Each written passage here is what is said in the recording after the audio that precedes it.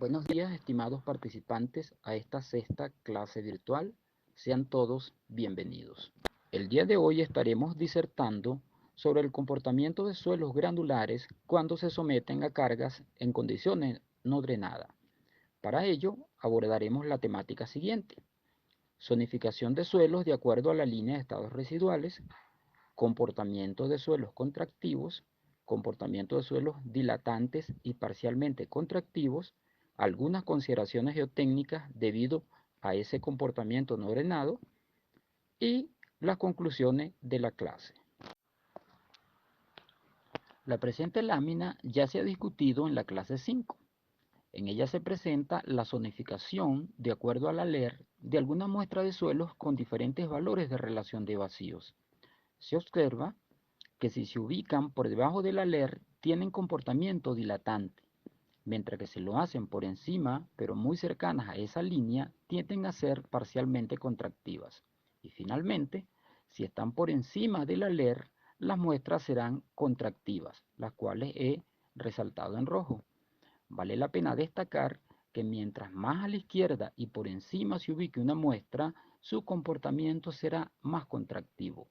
En función de ese comportamiento, los suelos experimentarán con mayor o menor rapidez la pérdida de la resistencia al corte, donde las más críticas son las de comportamiento contractivo. En esta lámina se presenta la descripción detallada del comportamiento contractivo de una muestra de suelo sometida a carga triaxial monotónica en condiciones no drenadas.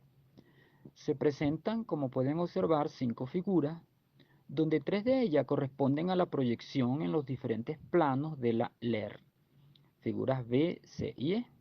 Las otras 2 corresponden al esfuerzo de formación, que es la A, y a la variación de la presión de poros con la deformación, que es la figura D. Apréciese en la figura B que se presentan 2 muestras de suelo, una verde y otra azul, con densidades diferentes que al ser sometidas a cargas aumentan su resistencia hasta alcanzar un valor máximo. Luego se inicia la fluencia del material y desciende la resistencia hasta estabilizarse en un valor residual. Esos valores se corresponden con lo representado en la figura C, donde se puede observar que ambas muestras alcanzan unos valores pico y luego descienden hasta alcanzar la LER. Esos puntos, como pueden apreciar, se destacaron en las figuras A y B con unas flechas rojas para que se aprecie con más detalle. Si analizamos la figura A, se observa que se alcanzan unos valores de resistencia máxima y se define luego un residual. Y es importante destacar que para ese comportamiento la resistencia máxima se moviliza con valores de deformación entre el 0,5 y el 2% de deformación axial. Por lo tanto, al llegar a estado residual, se podría generar una condición de falla por flujo si la caída de resistencia post-pico es muy grande. Finalmente, si detallamos la figura D, se observa un aumento de la presión de poros y luego se estabiliza con un valor que mantiene hasta alcanzar la condición residual. Estos incrementos se corresponden con los representados en la figura E, donde se puede apreciar las variaciones de la presión de poros para ambas muestras. Es importante aclarar que cuando menciono el concepto de presión de poros, se refiere a la presión que recibe el agua presente en los poros de la muestra de suelo, en esa fundación o suelo en particular. En esta lámina, para simplificar, solamente se muestran 3 figuras para los otros 2 tipos de comportamientos restantes. La figura A corresponde a la curva de esfuerzo de formación, la B a una proyección en el plano QP o lo que denominamos trayectoria de esfuerzo, y la C a la variación de la presión de poros. Detállese en las figuras A que las muestras parcialmente contractivas definen un valor máximo de resistencia a mayores deformaciones que las muestras dilatantes, y generalmente lo alcanzan a valores de deformación axial entre 0,7 y 5%. y luego definen un valor residual a valores altos de formación axial. Esos valores altos de formación se generan porque las muestras al ser sometidas a carga, aunque se acercan al envolvente de falla, suben por ella hasta alcanzar un valor máximo. Obsérvese la figura B. Y luego bajan hasta estabilizarse en el valor residual.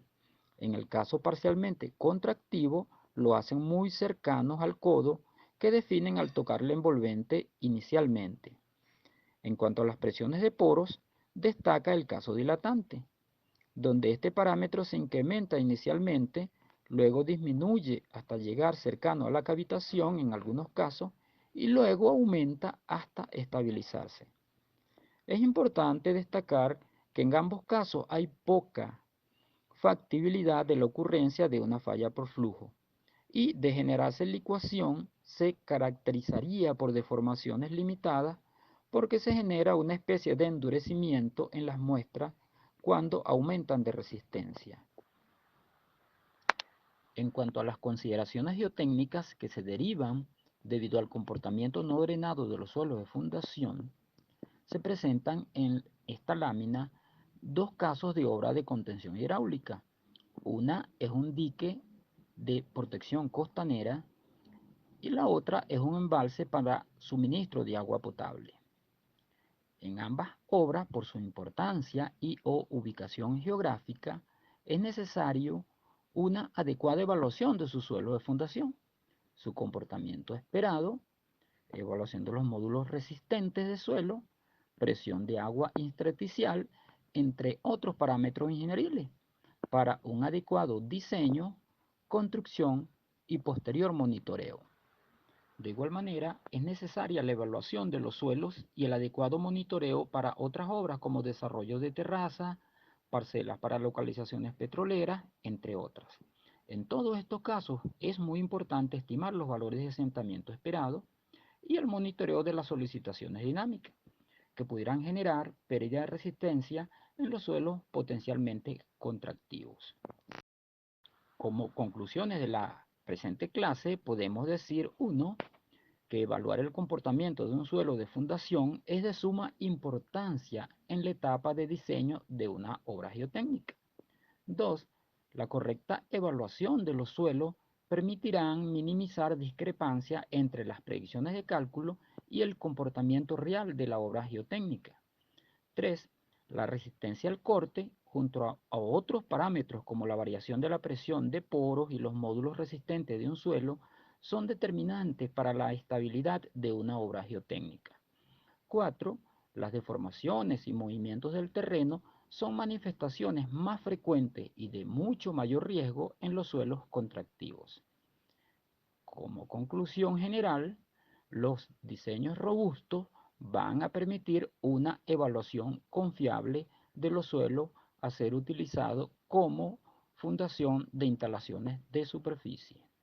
Finalmente, no queda más que agradecerle a todos ustedes su participación en esta clase y les sugiero que se pongan al día con los diferentes apartados que comprenden la presente unidad curricular. Muchas gracias a todos.